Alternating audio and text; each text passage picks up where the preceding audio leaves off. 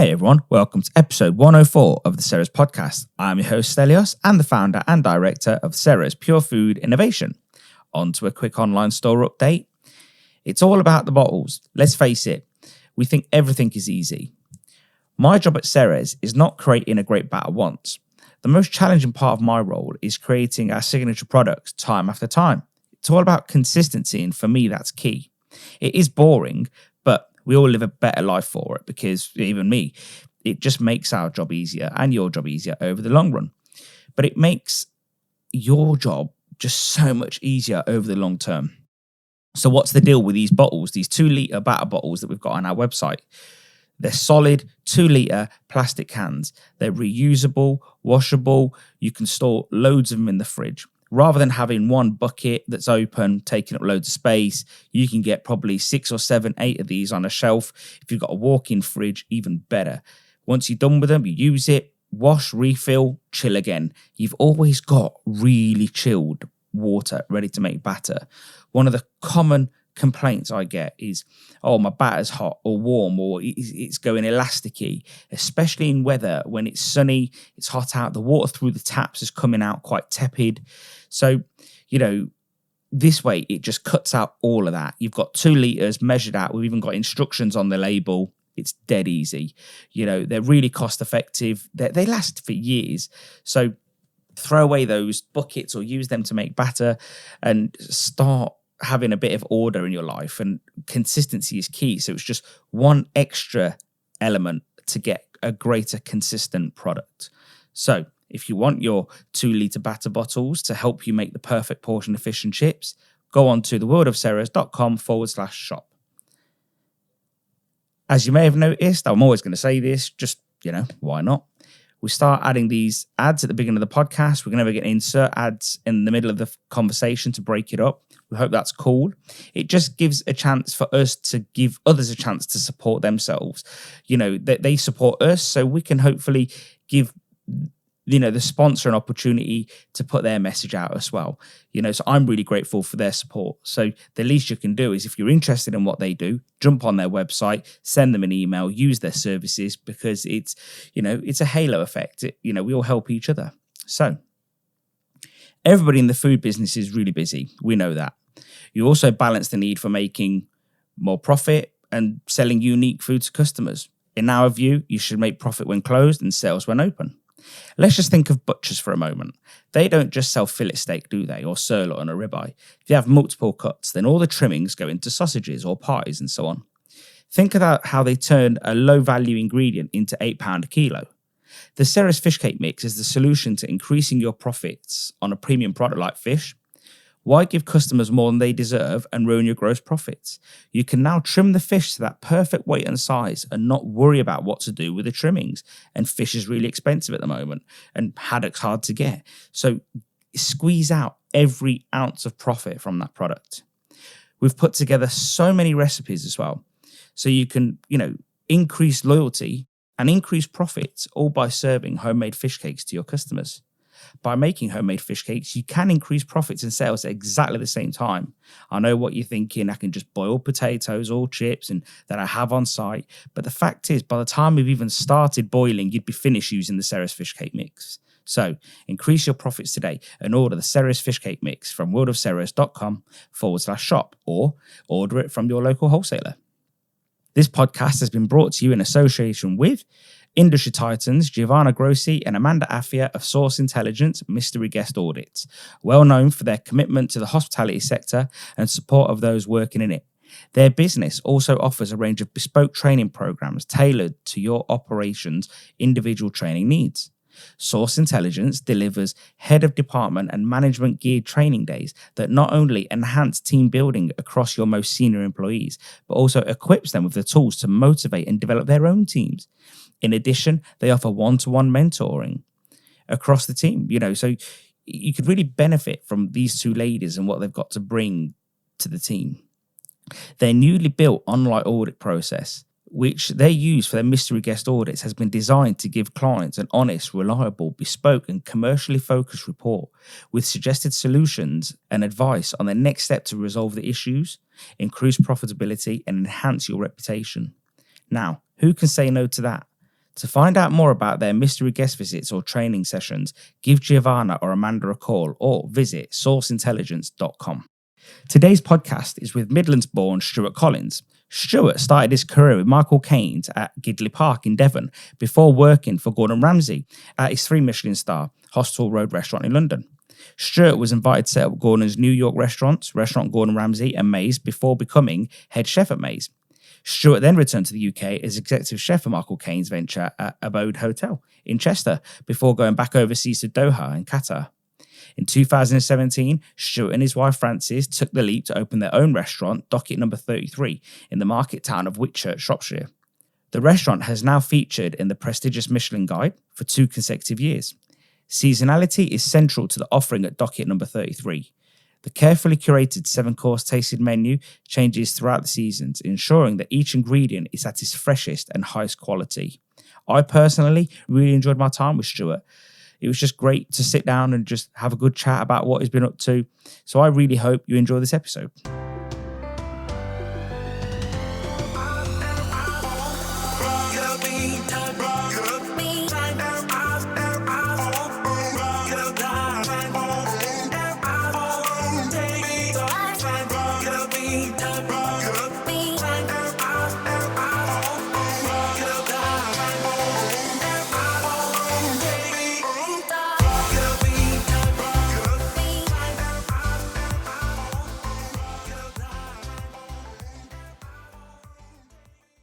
Stuart, welcome to the Sarah's podcast, mate.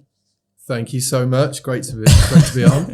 I just said that we had to get started because we've just had 2 full podcast conversations before we've started, haven't we? That's it. It's good though. It's good.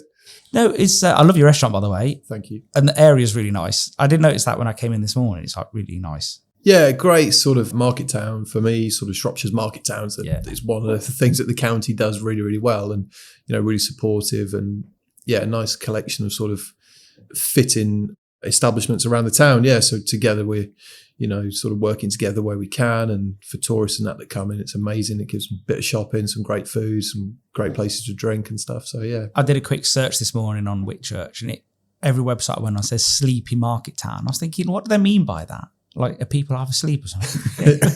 It's quiet. It is a market town. It's bustling, to be fair though. There's a few people about, it is. It's a beautiful little market town, and it's a real little treasure because the high streets obviously are few and far between these days. So it's lovely to see that this one is doing what it's doing, and it's a bit bigger than my town, but it does feel the same. People are going to the coffee shops. They're using the shops. Like Atherstone, where I'm from, people they generally use all the services.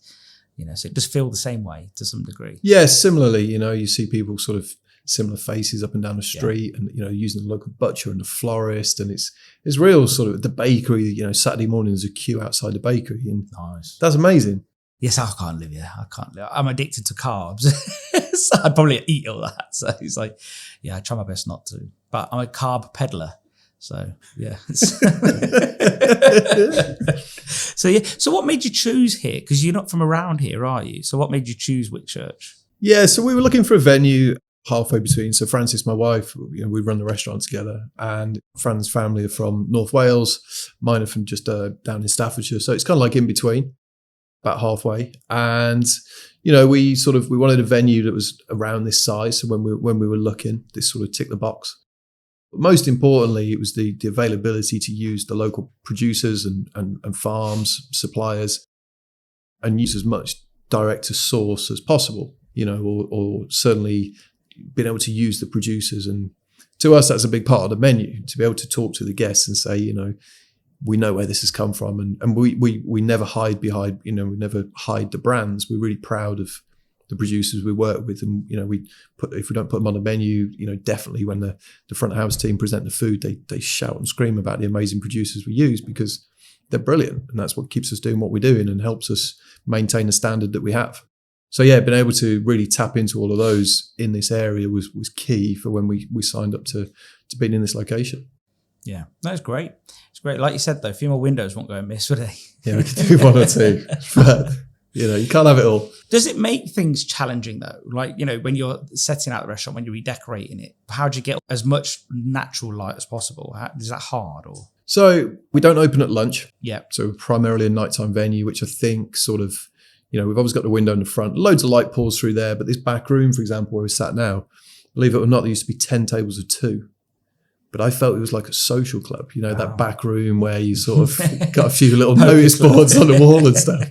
So yeah, turning it now into this sort of private dining room, kind of in the cellar feel. Again, it sort of plays to that, not having any windows, unfortunately, in this back room. But, being in the cellar, it's that little bit darker by night, candlelight and spotlights and stuff. There's still a good amount of light, but it definitely feels that bit more. And because it's private in terms of it's one group of people, it just works. I feel it's a bit more sort of, if it works, yeah, it's nice. Private dining used to be seen as posh, but now I think it's just another room for, where the family can go. Yeah. Yeah, table for 8 or 9. Honestly, I laugh though. I'm just like, look, it's your room. You make as much noise as you want. You're not going to upset anybody. If we can tailor a menu for a group as well, or we can make things a bit more bespoke. It's wonderful. Obviously, being right next to the kitchen as well, it's as close as we've got for a chef's table.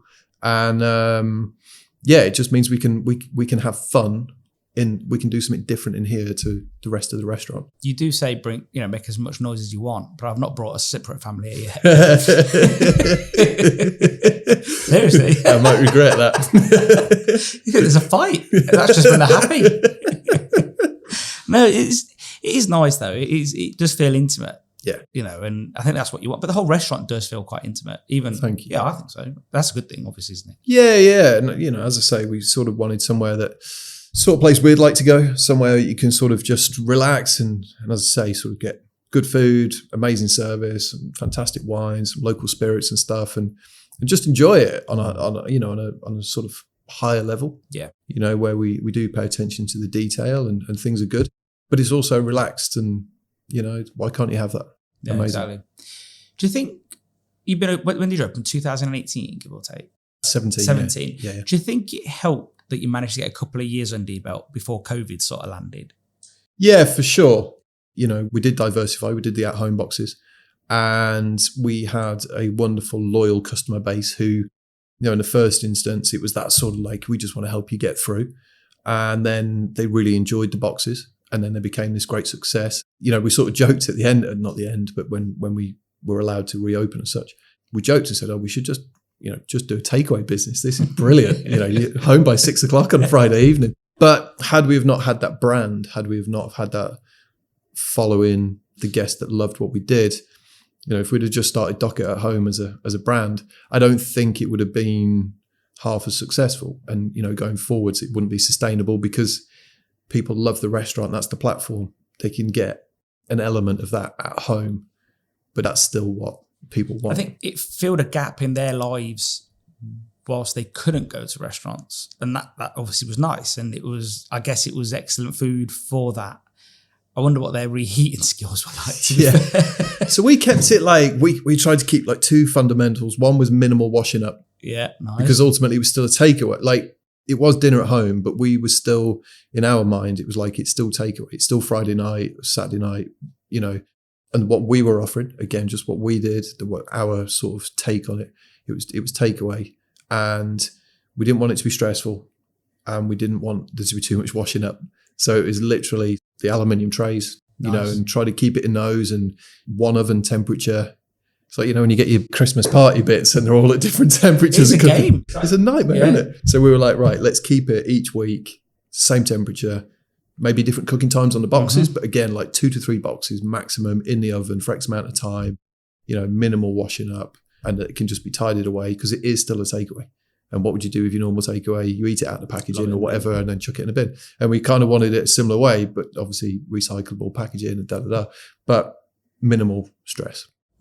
What sort of dishes can you remember? I know it's because you've stopped doing it now, haven't you? So yeah, I mean we did all sorts, and we wanted to 2 things. We wanted to maintain the supply chain where we could with the local suppliers, because we use those every single day when we've got the restaurant open, and it was important that after COVID they were still there. And I'm not saying our little purchase from them would, but it all helps, right? Yeah, of course. No different to the guests buying the at-home boxes from us. We were passing that along down the train. So the most amazing fish coming up out of Cornwall, as and when we could get it, the local producers, even the potatoes and stuff. And we did all sorts every week, changing the menu. I think we're up to week 47 now, and we just try to keep changing it. We've just done a beautiful cod wrapped in a local copper, and that's on top of some beautiful local cauliflowers and Romanesco, some purple potatoes, and a Cheshire saffron sauce. And it's just about trying to bring in all those. And because of COVID, we had a bit of time, so it was nice to be able to, really go out and collect this stuff, and just kept us busy and focused as well. So as much as we loved it, as much as it helped the business, it was actually a great time for us as well, just to keep us engaged with the suppliers and keep us motivated to each week almost give us a purpose. It was brilliant. You're sort of a big believer in that chain of the purchase, that customers buy off you, you buy off the charcuterie guy buys off the farmer. You explained that a little bit to me earlier, just in over a coffee, and that's pretty important to you, isn't it, really? Yeah, it's big, because I think, to be able to serve that in a restaurant, but to know where it's come from, to go and see Will, go and look at the aging chambers, and then know where he buys the pork from, and know the farmer there as well. And to see that supply chain, no middleman, no one adding on the 20%, or, and just know that when we serve that product, it is the best quality, and know exactly where it's come from, know the people that have produced it. That means a lot to us. And it's sort of like half the battle. The purple potatoes, the other week, the guy that grows them for us, he was out, and he said, they're coming in next week. He said, so he had a little rummage through the ground, and they weren't quite ready, sort of thing. He said, but they'll be with you next week. And so I had to buy some through our veg supplier. I shall show you later. There's a picture, and his came in the week after, and I got the ones from the veg supplier, and you've basically got these like lilac-y, very sort of light coloured. And then the ones from him are like purple. And, they're worth waiting for. They're really, and the difference when guests see them and they taste them, and you just think, if we can get the simple ingredients right, then the rest of it doesn't become easy. That's the wrong phrase, but like we were saying, strawberries, use strawberries, they're in season now. Don't in winter. A strawberry dish is going to be a bad strawberry dish. It doesn't matter who you are. You cannot make strawberries taste great in December. It's not easy. It makes it easier. Yeah, you've already got enough on your plate. Yeah. So if you can choose ingredients that are to the best of their ability or the best of their season, then why would you not? Of course. And in turn, if we can support those local producers, it's better for carbon footprint and all the eco stuff, which we should all be playing our part in. That is where it matters. So, why would I be getting charcuterie from, south or from the north or whatever, when I can get it from 15 miles down the road? And also, I guess, 15, 20 years ago, hearing someone say they buy charcuterie from Shropshire or even England would have been, whoa, like proper anathema, wouldn't it? Yep. Whereas now, it's like, we're having a conversation about it. It's no different to buying white potatoes, is it? Indeed. Yeah. So you don't have to buy it from France. There's excellent producers from over here, isn't there? Yeah, of course. And, similarly with sort of British wines, it's taken a while, but now there's some absolutely superb British wines. And again, it's, we should be shouting about them. We should be proud of the British food scene. We should be proud of the British producers. And I think, without getting too deep into it too soon, but things like Brexit, if that forces us to look a little bit more into what Britain produces, look a bit more local, then that's just a win-win. Surely that can only be a benefit. Yeah, of course. Of all that messiness, Yep. Yeah, without getting political, but because it's going to get messy. Yep. So, we're only at the beginning. But if it makes one or two people say, you know what, I'm going to buy local or British or whatever it may be, that can only be a good thing. I find it incredible that two of the cheapest supermarkets in the UK only buy British meat. And that's Aldi and Lidl. And they're both foreign supermarkets. Yeah. And yet you've got Tesco, Sainsbury's, which are British supermarkets, let's say, and they don't pledge British meat. And that could be because their volumes are greater. Who knows? It could be. But imagine what that could do to the farming industry. I don't know. Again, I don't know that much about sort of trade agreements and stuff. So maybe I'm wrong when I say this. But if you're going to come and operate in any country, if we were going to go and operate in France or wherever, surely part of your operating ethos would be that you're going to source from within that said country, bring employment to that country, use that country. Yes, you're going to sell within that country, but equally operate and use everything from there. It seems illogical to sort of produce something on one side and I don't know. I think it probably goes back to like European free trade. I think, it was easy. It just become easy to buy lamb from, well, not so much New Zealand because that was a different trade deal, but, to buy meat from abroad and for them to also buy meat from the UK too. Yep. But the meat in the UK is just brilliant. Yep. Like, it's well grown. It's for the most part well looked after. Yep. I was chatting to he was a food futurist, and he showed me an article where chicken in the 50s weighed 700 grams, and roughly now the average weight is what was it? It was like 4 kilos or 3 kilos. Wow. And you think, wow, it's like over 300% difference. I just think that's mental. Yeah. And I don't know. I suppose that there's a lot of focus there on size, isn't there? But nothing about welfare there. No, of course. Yeah. But I do think Britain does have better welfare, but I think it could do better too. I think it's tough, isn't it? Because when you think of sort of, even in our lifetime, I was fortunate sort of growing up at home, mum and dad ate quite well and stuff. But we, we went through that period of where, if you think about food in the supermarkets, it went from that sort of greengrocer and butcher scenario to the sort of ready meal, that came in the 80s kind of thing. And that was the fad. And then I guess there is that generational gap where, for especially people like our age that perhaps not in the food industry, it's now routine to go to a supermarket and just accept that the quality of that on the shelf is good and acceptable. And that's not to say it isn't per se, but equally, as we discussed, the general quality of certain meat products in that is not the absolute best in the supermarket. You can definitely get better in the local butchers, but because we're not educated, because it is on the shelf, the price point's attractive and one thing and another, that's what we deem to be acceptable. So it's very, very difficult. I'm sure it's across the board on many, many things in life as well, and such is the modern world. But yeah, I think equally, at least it's important that there are options there for everybody. Yeah. And those that really do want to go and get the beautiful free range, corn fed, blah, blah, blah. Equally, if you get in a cheaper chicken, but surely that's preferable over getting some chicken nuggets, for argument's sake. Yeah, I guess it would be, wouldn't it? So, to have a roast chicken with a bunch of broccoli and some boiled potatoes, it's pretty nutritious, it's pretty healthy, it's cheap, feed a family of 4, beautiful meal. I think this is where I'm a big fan of unprocessed food. Like, I think when people talk about food being bad for you, it's where it's been overprocessed, whether it's vegan, whether it's meat-based. I don't know. I just think we've lost track of that unprocessed, unmessed around with, just nice food. I remember buying, this is criminal really, but I remember buying some pork sausages for staff food once. I remember looking on the box and in it said something like, this product contains I forget now, but it's something like, this product contains 3% pork. Wow.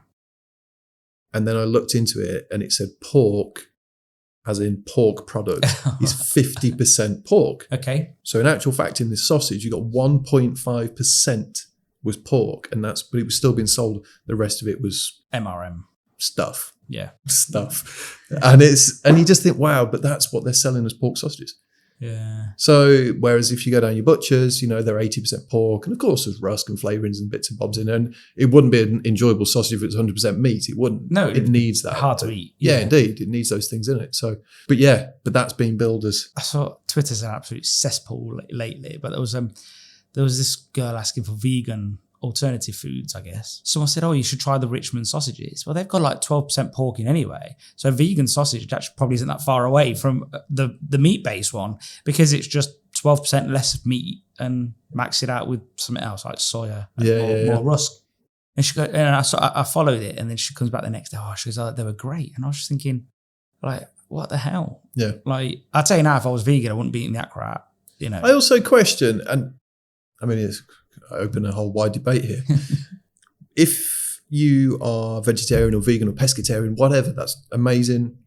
Why would you then want to eat a bacon substitute? Why would you want to eat something that imitates pork?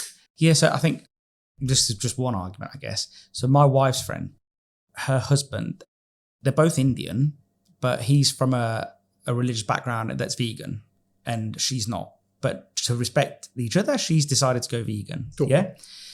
but she misses meat products. Yep. So she's a vegan because she probably does believe in it also, but that she wants to support her husband in that also, which is, but nice.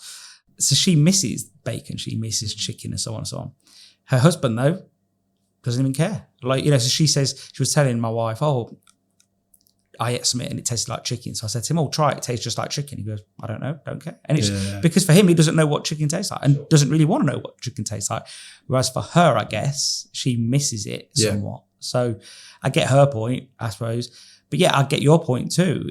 But I think the problem is, look, when you see some of these, I don't know, like, there's a big craze for dirty burgers, isn't there? Yeah. And you see the vegan version and it's dirtier or it's got more sugar in it. For me, I just think it's just more processing. And sure. I mean, it's definitely, don't get me wrong, I'm sure that there are good arguments against what I just said there. And I totally appreciate that. I'm sure there is, yeah. I just, I think goes back to what we said before about like a vegan restaurant. If they fully embrace it and the creativity, you look at what Daniel Hum's just done with 11 Madison Park. Yeah. When you see the ability to get enjoyment and the various ways you can deal with that pool of ingredients, I don't know, that's kind of what you'd be buying into, right? Yeah. If you want to be a pescatarian, you dig deep into what you can do with all sorts of different fish and various bits and bobs. I don't know. It's one of life's enjoyable debates. I think the difference is we're all allowed an opinion. You're not forcing on anybody. You're not saying, you shouldn't eat that. You're just saying, have you seen a bigger increase of people that want vegan dishes through the restaurant? Or? Yeah. And it's a tough one. And it's a bit of a sort of well-documented thing. It's about people coming, and I am always very conscious, especially on a vegan request, that guests come and they feel satisfied. We put an awful lot of time and effort into the meat and fish dishes. That's kind of where I've done my training. I eat meat and fish, and that's primarily what we serve in a restaurant. I don't profess to be an amazing vegan chef, and we don't operate necessarily vegan dishes. So I just want to make sure that when guests come to the restaurant, they feel they're getting the same value for money. We're putting the same time and effort and care and attention into the dish. And if anything, I worry more perhaps than I should, but I want people to leave feeling that we've really invested. And if we can't, I don't know, it's really, you know what I mean? It's really difficult. I just don't want people thinking, they just serve. If it was a dish with a nice rump of lamb on it, let's say, and then you take that off and you put, I don't know, a bit of broccoli I know I'm minimizing it here. But if you did that, would they feel like they're getting the value? And they probably wouldn't, would they? Yeah. I don't know. It's really difficult. See, my friend, he's got a fish and chip restaurant, and he does try to do a vegan alternative. He's in a very vegan-y area. And he said that the uptake's not very big, but he said he wants to do something. And I said to him, well, there's two types of vegans. There's those that are doing it for health reasons, perceived health reasons, and there's those that do it because of animal welfare. Now, if it's animal welfare, would you shop at a butcher's even if they just did vegetables? Because you're not going to promote death, are you? If that's what their concern is. They're not going to go to that butcher's because to them, killing that animal and serving it is death and criminal to them. So I do wonder if your friend who's opened a vegan restaurant will mostly appeal to diehard vegans, and maybe so because they feel like they buy into his ethos, they buy into everything he's doing, and the fact that he's knocking that food out every day probably will be pretty special. Yeah, So that's my thought on it. It's all right doing it as a bit of a side thing, but could you do it all the time in a restaurant like this where you're trying to be there for omnivores, that for everybody that wants everything, can't you? Yeah, it is difficult. I think really the only way we maybe could look at it and is to have your sort of meat and fish menu, and then instead of having a vegetarian and a pescatarian, but it's to have your meat and fish and then an all-in vegan menu, and sort of that's your choices. And but what we have done is exactly what I said, all that time and effort, thought process, research, development, creativity, and we have a vegan menu that runs in parallel. So also, although they are quite extreme, it means that they are both really, really well considered. But it's definitely something for the future and something to consider, I suppose it's hard enough managing allergens, to be fair, isn't it? Yeah, it's difficult. And again, it comes back to, you can't just remove, it's not always just easy to remove an element from a dish. If you take the peanuts out of a Snickers, what you're left with? Mars bar. Well, yeah, but it's something totally different, isn't it? It's not a nutless Snicker. No, it's something totally different. It's not right, is it? No. Yeah, and so it's not always just that easy to take an element off a dish, because a dish is considered. And it's true. Whether it's texturally or flavour or probably everything, right? Visually, you can't just take something out. In some ways, you just think maybe the vegan would just take a wide swerve from a restaurant like this. And it's not I don't mean like this as in it's better or anything like that. I mean, just the fact that there's only so much you can do to cater for it. And your biggest concern is, will they enjoy it? And and I think, so I don't know, for me, if I was vegan, and I'm not obviously, I don't think I'd eat out at a place that couldn't serve me personally. I think, or appreciate where you're going. Yeah. And I remember reading something, I forget now, probably a couple of years back, there was a chef and he didn't offer a vegan menu in his restaurant, and he sort of got into that debate of, if you went into a vegan restaurant, you ordered a steak, which is... How dare he turn around that logic? I know. I mean, it's sort of logical, but you can sort of see his argument, but equally the guest, I don't know, but surely common sense prevails and suggests that he isn't offering a vegan restaurant. And, it's not that I don't want to try and accommodate guests. We do everything we can here, but I genuinely want guests to leave feeling satisfied. Yeah. And if I'm going to miss that mark, then sometimes it's easier to maybe say, look, we're not for you. I'm trying to think, that chef does have a point. Like, if you went to a Miller and Carter and demanded, maybe they do it, but a vegan alternative, but it's a steak restaurant. Steak usually means meat. Yep. Beef. Yep. So I wouldn't be offended.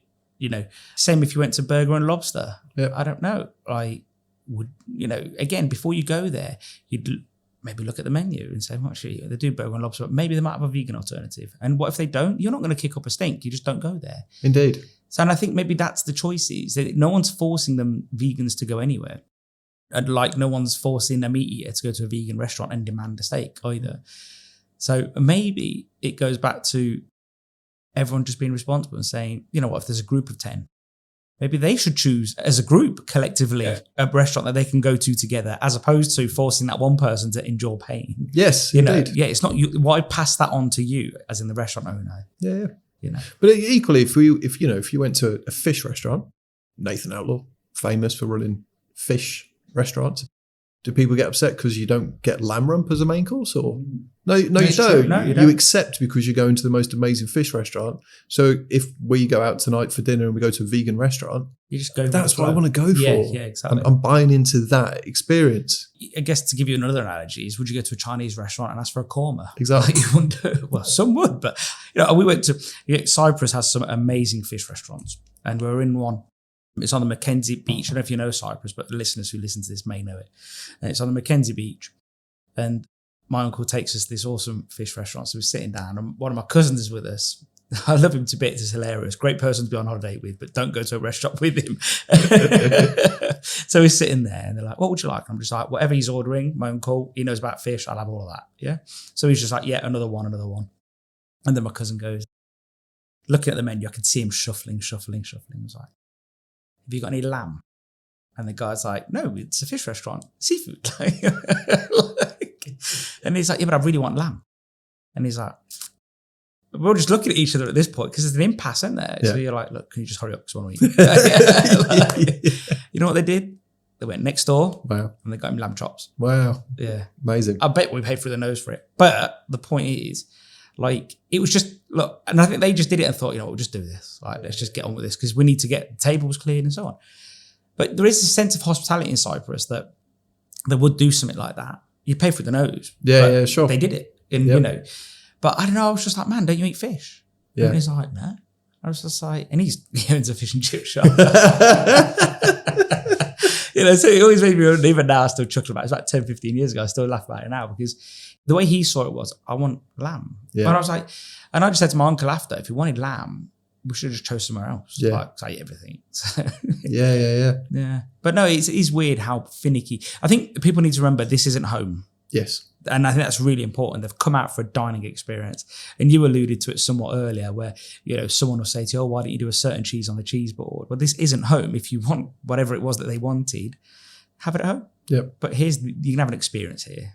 Yeah, and without sort of making it we are the level we are. We're super proud of what we've achieved, and we've got aspirations to be much better. But we do consider the menus. They do build. They sort of, you start off with a lighter dish, moving through to heavier stuff, and the natural sort of progression in the menu and the flavors and the sort of intensity and stuff. And we are what we are, but it is considered. So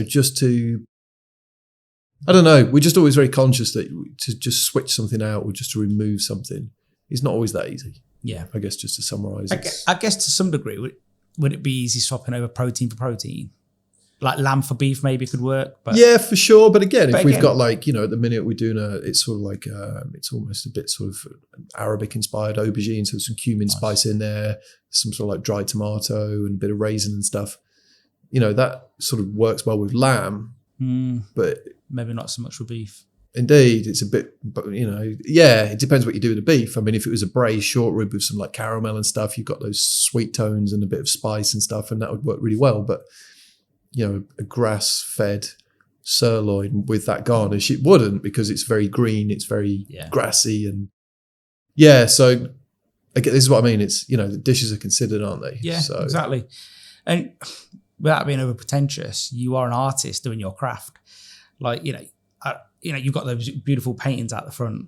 Like if I just said to that woman who's coming to change them later, the artist, that'll be better in blue. Yeah, she'd be like, what do you know? No, and actually, it's funny. Just quickly picking up on that. So obviously you've seen it's like abstract, right? Yeah. And it took us about 12 months, but believe it or not, the first 12 months we had a restaurant, there was no art on the wall because we couldn't find what we were looking for. And then we found Sam's work, and she's absolutely amazing. And obviously the beauty of like an abstract picture, it's not of, let's just take like a pond with 2 ducks on it and a tree. Once that's painted, right? But with the abstract stuff, I said to her, like, how do you know when that's finished? And it's like a plate of food. When do you know to stop putting ingredients on the plate? When is enough? And that is the challenge, isn't it? Again, what we were talking quickly before about, when you do create that food and, as the sort of chef of the restaurant, there's no one else to sign off on that dish. You believe you've got it right when you serve it, and you've got to have belief in it. I guess you rely on your experience. Indeed. Yeah. Who would you say that you've worked for really helped you finesse that bit, that to know when something's done, to have that confidence? I mean, it's difficult. Michael, when we were at Gidleigh, the food was quite complex. A lot of ingredients per plate, and sort of like a lot of detail went into it. And that was great. It was very sort of, again, very seasonal, and sort of you'd take an ingredient and use it in many, many ways. Sort of an orange, you'd have segments, you'd have a syrup, you'd have comfy skin, you'd have a powder. Yeah, and then, going up to Gordon, it was a lot more fast paced. It was more covers. It was just a bit quicker. And then when we went out to New York, that was probably the first sort of really getting involved in development of a dish. Sort of Michael's dishes at Gidleigh were developing, but he has a good, strong repertoire that kind of works through, and with tweaks every year, of course, keeping things moving forwards. But there's definitely a repertoire. Gordon's, you sort of, especially Hospital Road, you did what you did, and that was cool. But yeah, going out to New York, and that's where probably the first time I really started to get involved with the development of the dishes. And then especially moving across when I sort of headed up Maze, and there was some very simple rules, and it was like you do a protein, you do a puree, you do one garnish, which was not a complex garnish, but it was something you'd prepare, and then there'd be a sauce. So there was always 4 things on a plate in various different ways, but that was the magic formula. And that's the way we sort of used to do sort of come up with the dishes for Maze. And then, coming back to the UK and going back, when I was back with Michael up at the Chester Abode, again, that was developing a la carte dishes and tasting dishes and sort of incorporating all that together. And now cherry picking, doing our own thing, you get to define your own style, take a bit from there and a bit from there and a bit of that mentality and keep it together. But also, we've got a different size team. We've got a different shaped restaurant, different customer base. We spent 4 years we still get guests coming in and they've never had a tasting menu before. We're conscious of where we are in the country, and as much as we genuinely love where we are from a sourcing produce perspective, we're also conscious of the customers we get. And we are in a rural part. It's not in a city, London, and whatever. So our food has to fit where we are. There'd be no point in sort of, I don't know, opening a sushi restaurant. I'm sure it'd be popular for about 10 minutes, but would it be sustainable? I'm not sure. And all of that comes into when we, create the menu, create the dishes. We always like to try and get one or two challenging ingredients, not like crazy out there ones, but things that people might not naturally pick, but that they always enjoy. I found with a tasting menu that it is a full-on experience, because I'm not even choosing, aside from the fact that it's the, I don't know, tasting menu, whatever, whichever, but you're always giving up yourself for the whole evening to the chef and the restaurant, aren't you? Yeah. And I think I've always enjoyed them. I don't think I've ever had a taste menu I didn't enjoy. I probably don't like not being in control at all. Yeah, sure. Yeah, so you're sort of giving in completely, aren't you? Yeah. And you're going for a ride, I find. Yeah. That's a cool way to look at it. Yeah, it's like I'm on the journey of, Docket or whatever it may be. So, and some people feel uncomfortable with that. I probably feel uncomfortable, but I actually enjoy the process. But yeah, I guess we used to get so many people saying, "Oh, send us the menu before we book," and that's cool and understandable. We're sort of getting less and less of that now. But again, I think that comes from building that customer base, so much repetition, which is truly amazing. And it means now they come in and it's almost like they sit down. There's no decisions. It's just like, okay, cool, let's start. Yeah. And the drinks come in and the food starts, and sort of like the menus are not dismissed, but sort of just put to the side because they just feel comfortable. Yeah. And that to us is the most amazing. And when you go out and you hear guests just like, it's great. We just come in and we don't have to think, and we just have to think. Yeah, it's brilliant, right? You know what I mean? Friday night, the kids are in bed or whatever, and you've had a tough week at work. You just want to come in, great food, great service, great drinks. Brilliant. Did you never open lunchtime even before COVID? No. Oh, really? We thought about it. I think we've done a couple of lunches, like we used to do sort of like Mother's Day and Father's Day and bits and bobs and stuff. But we really try and streamline the business whereby we can really manage our waste. One of the big reasons we stopped doing a la carte was because of the waste. We noticed that a big proportion of people were transitioning across to tasting menu. And then that meant at the end of the week, we've got beautiful fish and all these amazing vegetables and like high-end proteins and stuff. And we're basically chucking them in the bin. Okay, yeah, there's a financial side to that, of course there is. But just ethically, it's wrong. Yes, right. It's just like, this is nuts. We're buying all this stuff in, and there's freight, and it's coming from up and down the country or whatever. Fish, obviously, there's not that many oceans around Shropshire. But, so it's getting shipped in. And so all of that effort and all of the logistics, and then we're chucking it in the bin. Yeah. And in terms of lunch as well, and I'm not so sure a 7-course tasting menu round here would fly at lunch. So we're thinking maybe to do a slightly reduced menu and stuff, but it's also been about building the team and building the brand and the following. And it's very different operating here to the middle of a city because the footfall is very different. Yeah, I bet it is. They're different clientele as well. Yeah. Massively. Oh, big time. Have you ever done TV before aside from Great British Menu? No, I did a little bit on Gordon's Hell's Kitchen, but definitely not. Did you come up with the idiot sandwich idea? Might have been called it once or twice. That's probably one of my favourite memes to send people. I always say to people, if I have my repertoire of GIFs, you send a GIF on, it's either Michael Scott from The Office or Gordon Ramsay. Just search one of those two and you're going to find something pretty relevant. Yeah. But no, it's what was that like? GBM was amazing. I think from a menu development perspective, it was so good to be creative, but also be able to have a bit of fun. I was talking to some guests the other day, and like the lollipop I did for the pre-dessert, if I was going to do that in a restaurant, I'd have agonized over it being sort of like perfectly shaped, almost like Magnum. In fact, we've just ordered some molds for next week because in my head it has to be perfect. Whereas on, not that it can be imperfect on GBM, but you get to sort of be a bit more playful. And so that was just like inner child that just comes out, and like you just get to have fun along with your food. Of course, cooking next to like with Sabrina on the Friday, and even the whole way through the week actually, and the national finals, to stand side by side and watch other chefs. Because again, you stand in your own restaurant, you do your own thing. Yeah, we've got social media and you can see what everyone else is up to, and there's clips of videos, but there's nothing like standing right next to somebody else and watching the creativity, the skill, the technique, the mindset and the thought process. And that was just, if you could do that every day, it's truly incredible. Did you look at the other three sometimes? I think, whoa, what are they doing? Yeah. That looks cool. Yeah. I remember walking into the studio because they are dead secretive, and you get like you're allotted 10 minutes to drop your gear off, and then you have to clear away for the next person. This is on the pre-filming, obviously. And I walked in, and they've got this like little props rack out the back, and there was some cool stuff on it. And straight away, you're kind of like, oh, I wonder what that's going to be. You're like, wow, that's really cool. And then, so it's good to see sort of when it finally gets to the pass and said chef sort of, brings it together. It's great to see it sort of come to reality. Yeah, but it is. And is it highly competitive, or is it more a bit of both? So you're all sort of like having a bit of a laugh and joke as well, like when the cameras aren't there? Yeah, I mean, it is really competitive. I think there is definitely maybe others will say differently, but there's an inherent desire to make the most amazing food for whoever's going to eat at the banquet. This year you're celebrating some incredible inventors or innovations previously, incredible NHS staff and authors and bits and bobs. So amazing people that truly deserve to get the best food.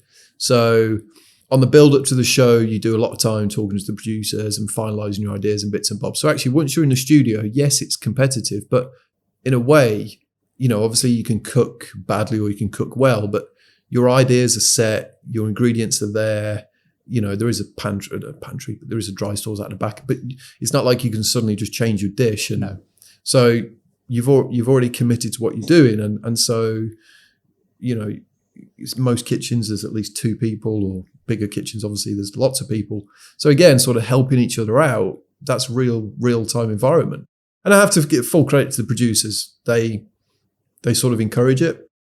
The way they run the show, all food is served hot. You get that 15 minutes, and if it's meant to be cold, it's cold, and if it's meant to be hot, it's hot. There's no sort of like plate it and it sits on the side while someone else finishes. It's all served in real time, and it's served as you cook it. So if you cook it badly or you serve it cold, that's the way it's getting served. Yeah. But equally, if it's meant to be hot, it's getting served hot, which is a real nice touch on their part. And there's a lot of extra work I can see from the production to make that. So that's, huge credit to It's not a bit like Blue Peter, here's what I made earlier sort of thing. No. There's no sort of cold sauces being poured out of jugs or souffles that have deflated and stuff. If it's going, it's going. So that's great. Yeah, it's good that they put so much emphasis on that, isn't there, really? It is, because, it's a big commitment. We're a small team here, and in a way, I know we were closed during COVID, so we had a bit of time sort of, but actually when I went down to film, we were open. So we had to close the restaurant for a couple of days and stuff. And, it's a big sort of, you have to buy all the props and everything. So it's a big time and money investment. And it's nice because in a way, the reason they give you that is because they recognize that commitment, and they recognize the time you've put into it. And, they want you to be able to deliver it as best as you can. So is it a big deal for business, you think? I mean, for us, we're booked till March, which is incredible. Is that compounded by coming out of COVID and all the rest of it? Probably. But one thing for certain, we're definitely seeing guests come from much further afield. Yeah.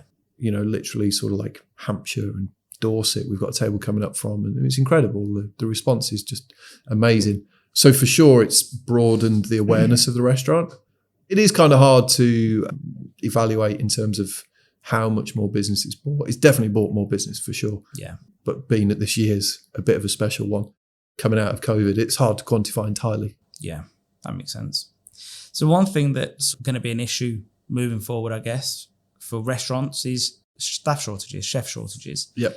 I remember pre-COVID, it was starting to sort of, I don't think it bit, but there was a lot of talk about it. And then Brexit came and COVID came, and then now there's a staff shortage. Yeah. So what do you sort of see, what's going to give, do you think? Are you guys looking for anybody?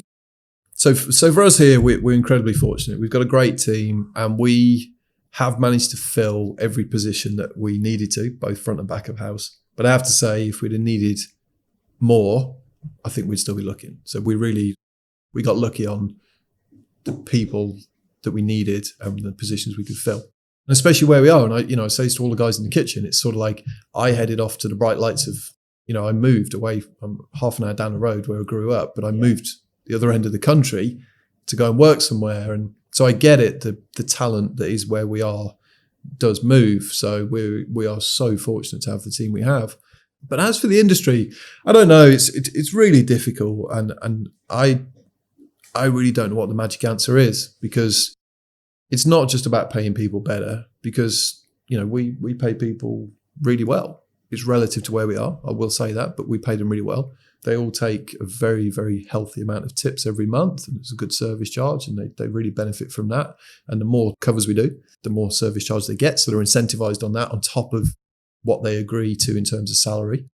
We try to do minimal hours. We do 4-day working week, and we try to, the guys, maximum they do is a 12-hour day, but there's always a break in the middle. So it's a 10-hour day, which, 4 days a week, they're looking at 40-hour week. But not everyone operates like this. Not everyone can operate like this either. And that's another reason why we don't do lunch, because then that would mean longer days and it's more strain on the team. It's really difficult. And I was down at Birmingham College 2 weeks ago. They were doing a competition. So I went down and, there's some great young talent coming through, incredibly talented, but it's getting them ready for the industry. And it is fast paced, and, there is a certain level required. There is an expectation. And when diners are paying, not necessarily here, but certainly in the cities, £100 a head upwards straight away, it's got to be right. There is very little second chance. There is very little sort of, colleges are great, but they are colleges. They are education facilities. And if things are not quite right, well, that's what you go there for. But the menus are, the restaurants that they operate, they're relative. And it's incredibly difficult. I really don't know what the magic solution is. Do you think some incoming chefs probably don't realise how hard it's going to be? Do you think they've probably seen the likes of, I'm just going to use Tom Kerridge, Gordon Ramsay, Jamie Oliver? They've seen these guys on TV and think, oh, he's a chef. Yeah. And they were, but now they're more business people and media related. Do you think they see that and think, I can do that? And then they come into somewhere like your kitchen and it's 44 degrees. And it's like, there's no windows. There's no Ferraris parked outside. And there's no Ferraris. And you're up against it. Yeah. And you've got, 44 covers that have got to go out in the next hour, and you're just rushing. And, and I wonder if they think, oh, this is a huge reality shift. I know my nephew went to Birmingham College. He did about 6 months and thought, can't do this anymore. And it's just like, he didn't even get past the first 6 months. And you think, so I wonder if there's just a big mismatch. Are colleges are they not getting them ready for the real world? I think they are, but I think, when you see, I was watching a show the other day and it was something about 20, millionaires under 22 or something, some Channel 5 program. And, sure it was on Dave. It might have been, yeah. And, you've got all these like influencers and stuff, and they're working from home and they're playing, is it FIFA on their computer, and they're getting sponsored and all the rest of it, but they're making like tons of money. That's what the younger generation are growing up with, and social media and TikTok and all the stuff that I'm too old to understand. And then they're coming into here, and this is hard graft. And if you look at the shortages at the minute in the UK, it's all manual labour. It's driving, long hours, it's out in the fields, farming, picking. Exactly. It's all the manual labour. And in a similar way, that's where we are. It's hard graft. And my lad, my eldest, they're doing computer programming and stuff at school, and it's sat behind a desk, and it's not that he's lazy. He's far from it. He does loads of sport and whatever, but that's from a school level. It's all academic. It's all paperwork. It's all further education. And that is a big shift to then come and do a 10-hour day in a 40-degree kitchen. And, it makes, you've got to love what we do. And I think, I've got another lad that's here, and he absolutely loves it, and he comes in every day absolutely on fire. Bless him, he's only a young lad working as a barista before he came here. Sent me a message, can I have a job? But he comes in, he's got the work ethic, he's got the dedication, he's got the commitment, he's got the excitement, he wants to learn. When he gets something wrong, he beats himself up way harder than I even have to. I just have to look at him, and he's just like, you can see he's kicking himself. Yeah.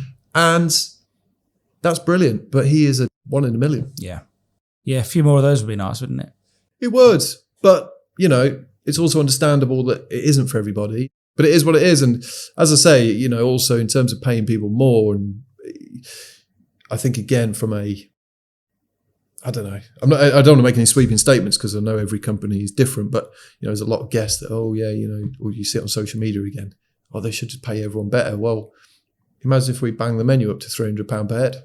Because where does that money come from? Yeah, it's got to come from somewhere, hasn't it? Like, it's pretty well known that there is not much profit left in a restaurant at the end of the month. So where does all this extra money come from? And if we suddenly put it on the menu, and then you get less customers. It's a real tough thing, really hard to balance. There's a few things that the government's going to have to fix, I think. But I don't actually think, it's not on its own. I don't think wages is the biggest thing. I think there's so many other things going off at the moment that we're probably going to have to deal with anyway. But it'll be interesting to see. I'm not a big proponent of the fact that minimum wage works anyway, to be honest. I actually think sometimes minimum wage becomes maximum wage. And I think that ends up putting a roof or a ceiling over people's wage, I think, Whereas, with supply and demand, if someone's good, you don't mind paying more. Of course. Yeah, right. So that's my theory. But there is a lot of talk at the moment where some people are saying, "Oh, who wants to come into the chefing industry when I'm going to get bullied?" And I think there is this blanket statement now that all chefs are bullies, and I think that's not that it's good, but it's also not true. No, it's not true, and it's a really difficult one because, when I worked for Gordon, I really enjoyed it, and I know we spoke previous to this and whatever, and when I signed up to go and work for him, and again, it was before sort of his ultimate TV fame, but Boiling Point was out. I'd seen it. I loved it. Right? Some weird sadistic part of me loved it. Love it. Who wants not to enjoy it? But, that was for me, and I'm not saying it's for everybody, and I'm not saying everyone should get on board with it, but I signed up to that, and then when I went to work for him, I was okay with that. And that was fine. And then when I look at, some of the guys and girls that worked in the kitchen and what they've gone on to be, and the people that have gone through Gordon's kitchens, and yes, it's definitely was, and I've not been in his kitchens for years, so I'm certainly far from passing comment on today, but it was a boisterous environment at times, and one thing and another, but you've also got some incredible talent that's come out of there and some amazing food. Hospital Road, best restaurant in the country, one of the best in the world at the time. The pressure was on, and it had to be perfect, and there was no second chance. There was no, we'll make next table. I mean, yeah, your next plate is always got to be better, right? But you couldn't have a dud table. Yeah. You know what I mean? It's not the environment. No, it's not the environment to do it. And when you've got the most amazing ingredients, the best in the world, served from an amazing kitchen in one of the most beautiful dining rooms in the city, well, there's no excuses. The only excuse was you. And that's really what I learned working with Gordon was, you just got to push yourself 110% always. One thing that you mentioned earlier was that you always knew where you stood with him, though. Yep. If he lost his top, it wasn't going to carry on going on and on and on. You're not going to get to the end of the shift and he's still going off at you. He's had his blow, and that was it. He's moved on. But he's also sort of never and I think this is one of the hardest things is for, if you listen, whatever, but it was never about you as an individual. It's the product. It was there's a famous thing in the New Yorker, and I'm getting shouted out about pigeon breast, but it's never at me. You might have burnt the effing pigeon breast, but it wasn't calling me an effing idiot or anything. No. It was, it is what it is. So he's so passionate about the ingredient that he just wants you to make it perfect, and he wants the diner to have the most amazing dining experience. So you can't really, and there's, that's vocalized, but again, for me, I don't know. I knew what I was signing up to. Yeah, I think you're right. And also, it can't be that bad if he's built a business of that significance.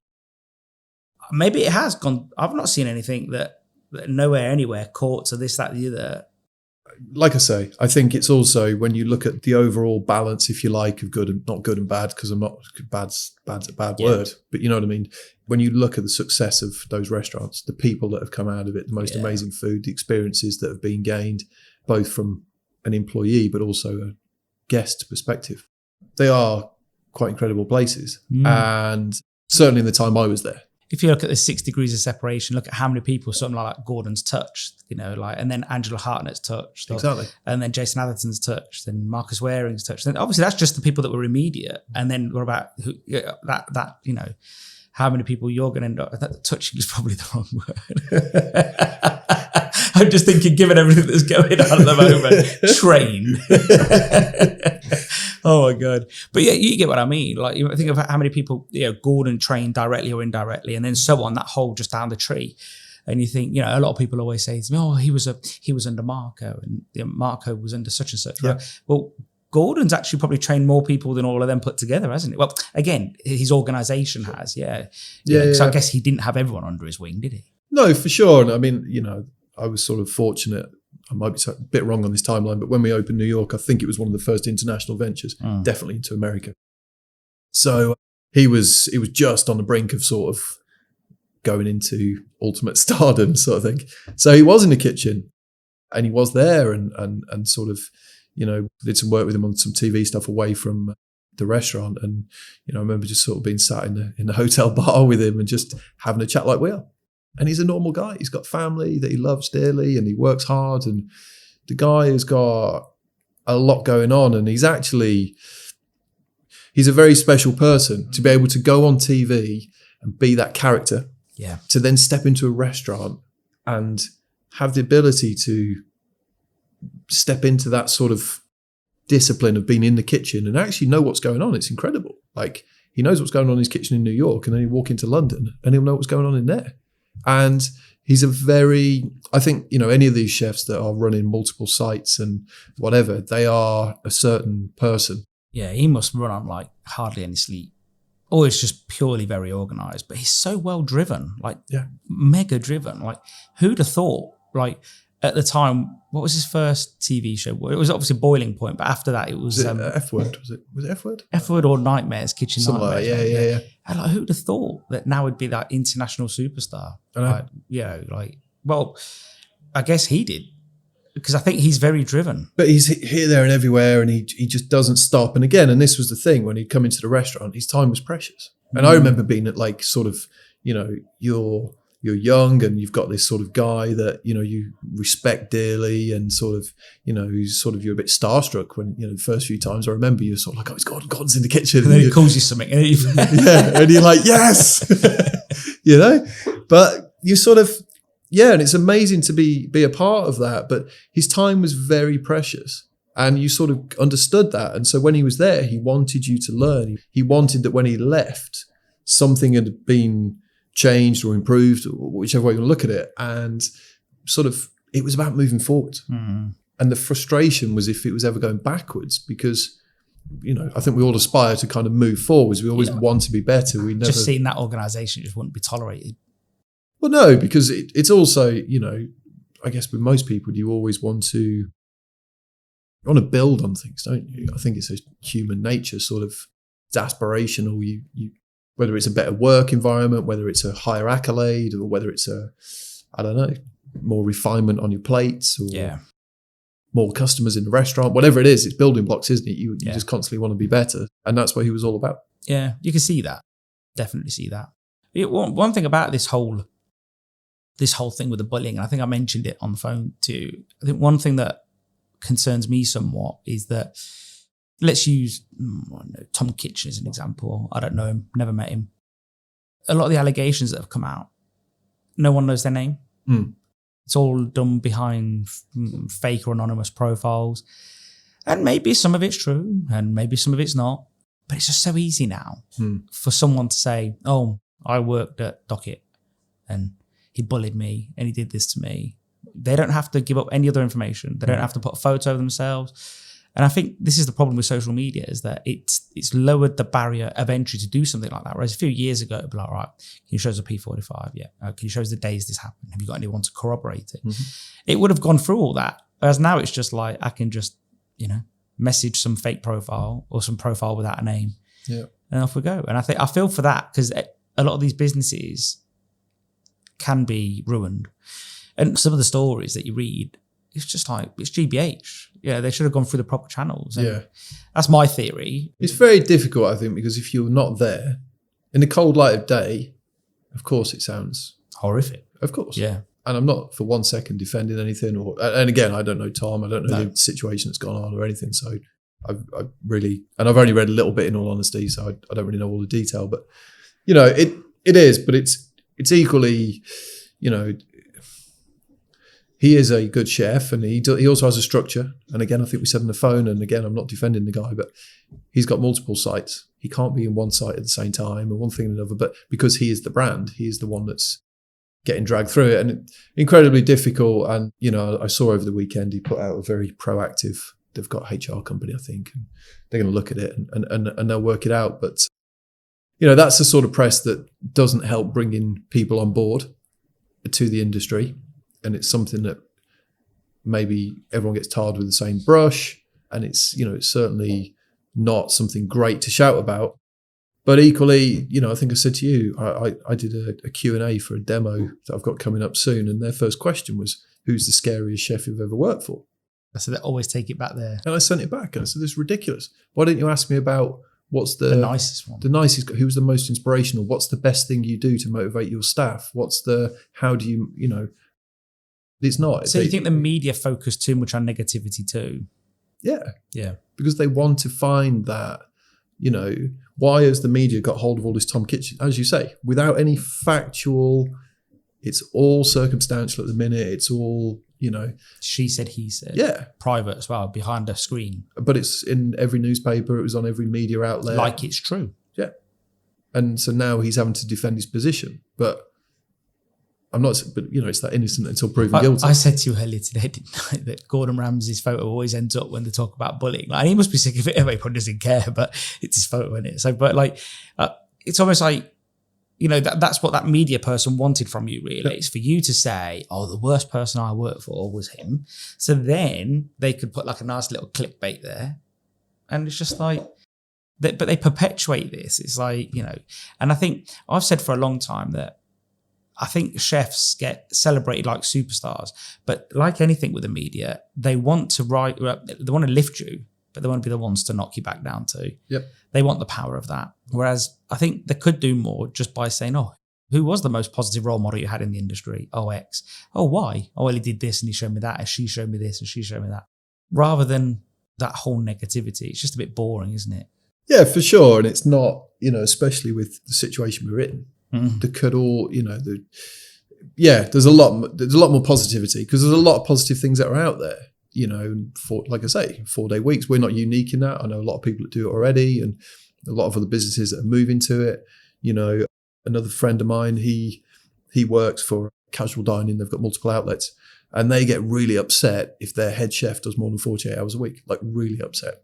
Like, they'll come in and say, look, you've done your, go home. We do not want you in the business. Yeah. We want you fresh. We want you focused. We want you energized. We employed you on 48 hours a week. Do 48 hours. But there still is this, I must be here all day, every day. And it's funny because, again, I'll say to my guys here, like, look, here's your job list. I need it done. But if you can get it done and well, and I mean well, don't cut any corners and, don't give me half portions and whatnot. But don't be here for 12 hours a day if you can be here for 8. Mm. But be smart with your time. Yeah, manage your time, manage your efficiency. Like we were saying earlier, if like yesterday, they cooked some beetroots. Well, it takes an hour and a half to cook the beetroots. Don't do all your menial tasks, then put your beetroots on and stand there watching them boil for the next hour and a half. Do your tasks and then get them on cooking. And while you're doing your little bits and bobs, then they're finished. And work smart, work efficient, and get out.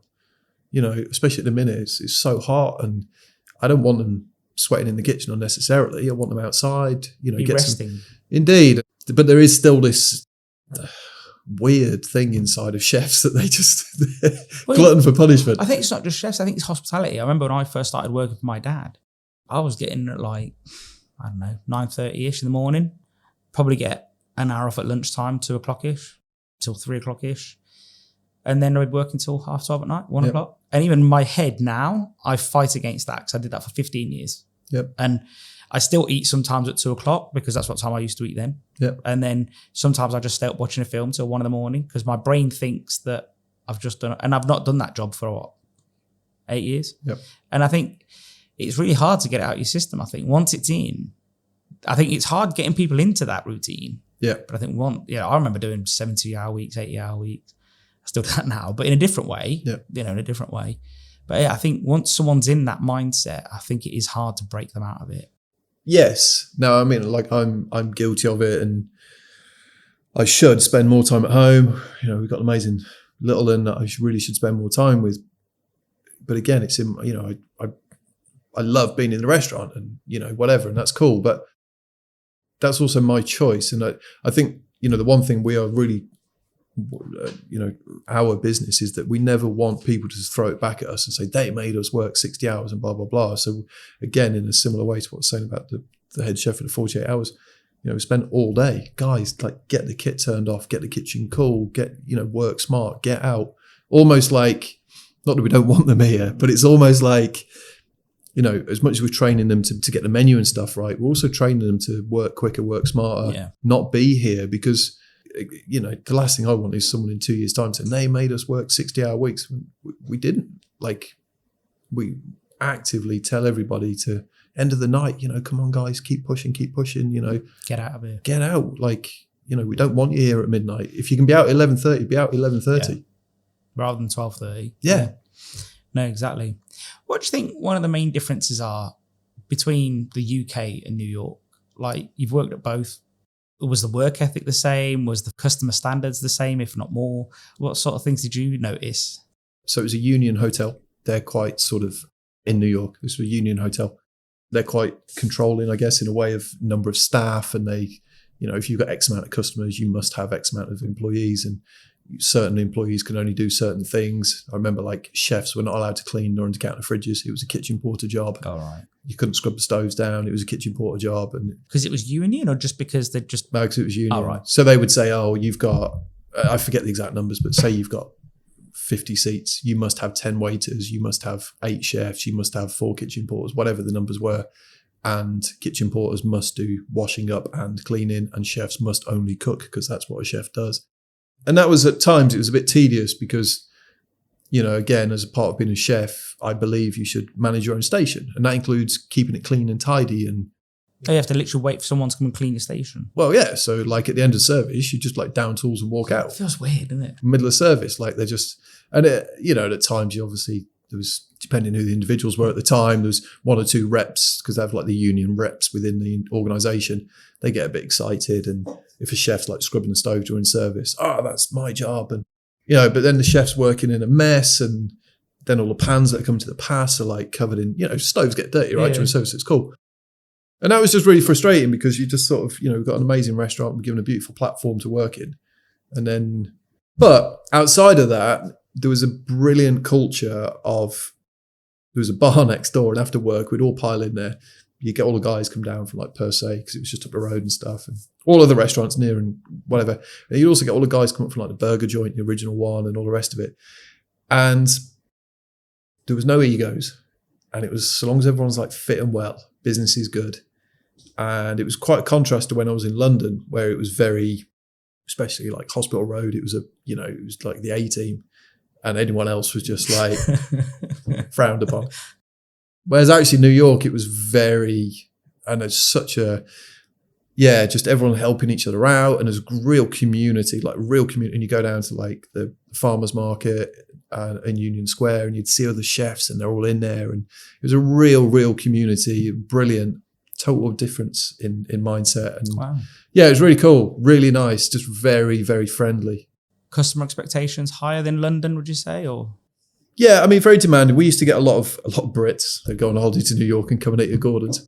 But interestingly, with Maze, I was talking about this yesterday, actually. We started out with Maze, as Maze was, the sort of tapas, not tapas, but smaller plates. And at the same time, Gordon was launching Maze Grill in London.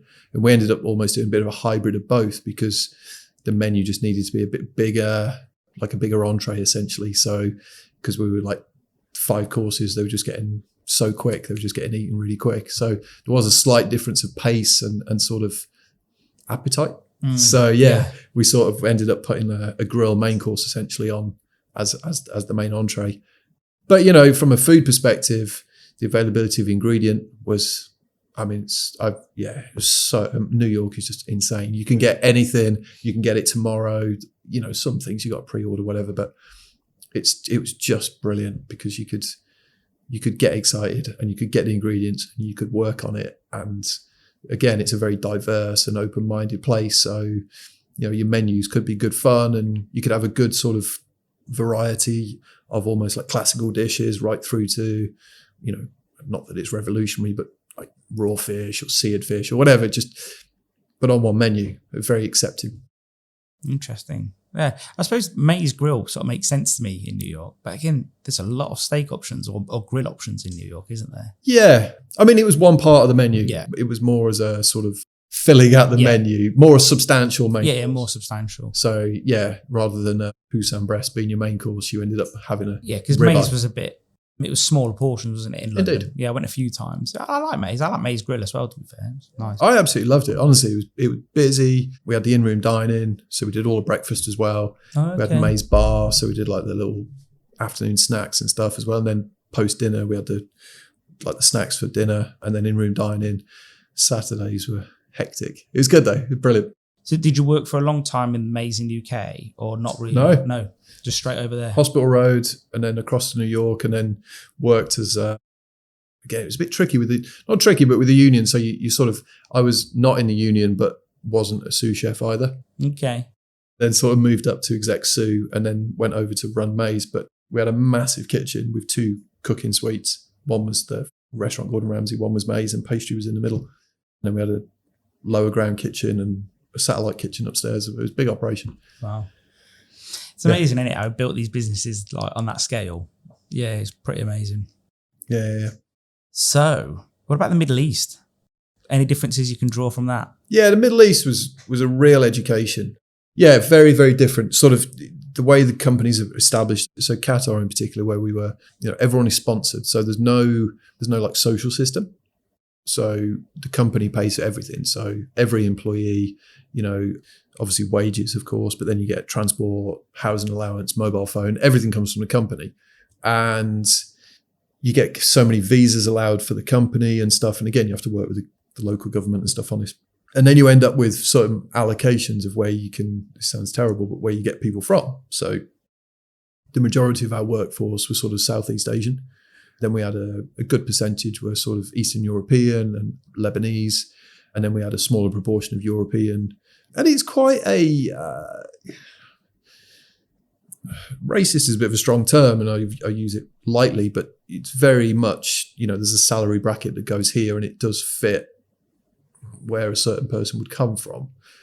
That those people are always better off. And I think, I touched on this before, and I think that's a really important thing. There's a lot of, again, press about the Middle East and how bad it is and one thing and another. And yes, there are companies that are not that great. We were fortunate. Our company was very good. It was very Western, Qatar Foundation. It was like shining light, leading light.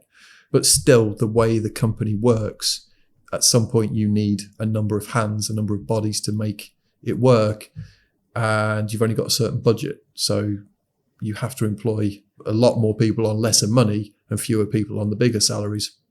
But, again, I think we had 18 nationalities in the kitchen at one point. Wow. So learning to rule the kitchen like that, where, the Asian nationalities and sort of the Arabic nationalities, they certainly don't like any shouting. They find it very confrontational and they sort of curl up into a ball. Eastern Europeans, they sort of enjoy a bit of that. And then you'd have the Europeans and the Australians, and it's not part of the course. Again, wrong phrase, but it's representative more perhaps of our hospitality environment. Or just not shouting, but just that, right, let's go guys, come on, we got to. So you learn to deal with people in a different way, and it's certainly not one sort of. I guess the Middle Eastern people would be more reverent, wouldn't they? And they wouldn't want offensive terms being bandied about or that pressure, but they'd give you all the respect they've got.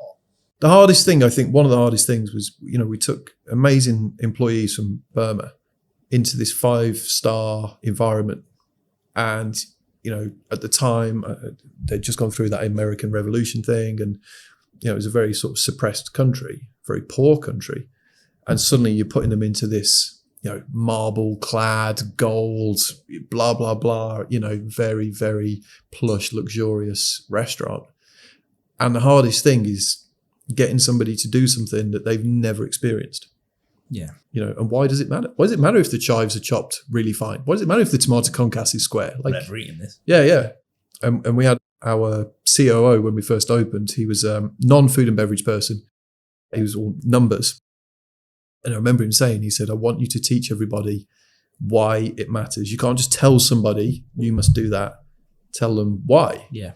Because to him, he's like, well, and he used to, he lived in a hotel and stuff and he dined out every night and whatever, but he got it, but from a customer perspective. But he said, look, you're taking people that have never experienced this. This is like, they can't even comprehend what we've built because they've come from this country that everything's suppressed and there's no sky rises, high rise at the time. And it was very, very different.